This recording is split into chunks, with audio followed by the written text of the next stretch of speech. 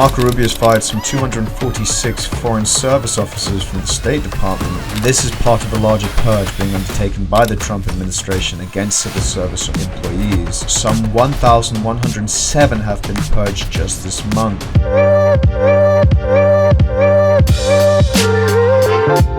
Rubio's transformation from staunch neoconservative to American First Maga loyalist has come as a surprise to many who have been following him for quite some time. As a speaker and then a senator during the 2010s, he advocated for American assistance and intervention overseas. Such were the cases in Libya in 2011, where Rubio was amongst the most vocal of interventionists. He supported NATO-led no-fly zones, framing it as a moral obligation to prevent a massacre, and as part of a broader push to support democratic movements in the Middle East. Rubio also pushed for arming Syrian rebels to fight both Bashar al-Assad and then later ISIS during the Syrian civil war. As recently as 2022-23, Rubio co-sponsored the Cambodian Democracy and Human Rights Act, explicitly condemning the Hun Sen dictatorship for harming democratic norms. And yet Rubio has now shifted from his initial position and become an agent of the MAGA movement. Within 10 days of Trump's inauguration,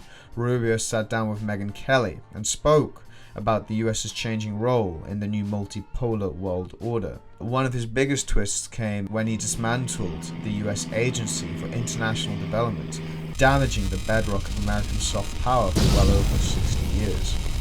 Rubio has also withdrawn the US from UNESCO, the UN Education and Culture Agency, saying that it advanced divisive social and cultural causes. The moves reveal Rubio as arguably one of the more grounded and sober of Washington officials. Whilst many point to his disregard for liberal values, others will highlight the much-needed response to America's changing position in the world. The US's share of relative global GDP is not even half of what it was 80 years ago, and whilst it still has vast capability, people question how much longer it can keep all of this up. Episodes like those in Iraq and Afghanistan, which a young Rubio supported, by the way, expose how futile the forever wars were, and few believe it can carry on gallivanting around the world and forcing countries to conform to its ways. Doing so may push these countries away and perhaps into the camp of China, who now holds an edge over the United States in many of the world's key industries. And the US, no longer as able to coerce countries into agreement, may now have no choice but to innovate and offer better products and services. They may have to do this regardless of whether countries are democratic or not. You're already seeing this with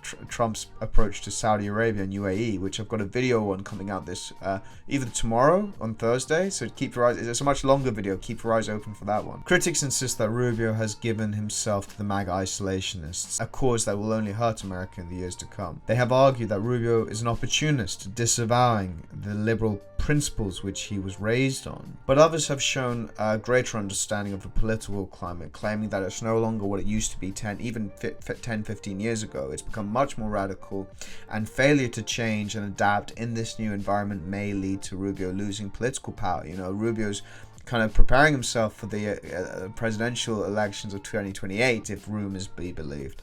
And so he needs to make himself more presentable and more likable with the MAGA movement, which seems to have become more mainstream in America. Guys, this was a really short one. I was just responding to one of the news articles I read this morning. I've got a much bigger video coming out very soon, either tomorrow or this weekend, on the US-China tech war, which is becoming a field of specialty for me. If you've enjoyed this video, then do give it a thumbs up. If you're new here, subscribe. And as always, hit that bell icon so that you stay up to date with all new world order content. I cover all things power, wealth, and technology. And follow me on TikTok, where you get better versions of you get short versions of these stories, but with more animations and more illustrations. Take care, and I'll see you all very soon. Bye bye.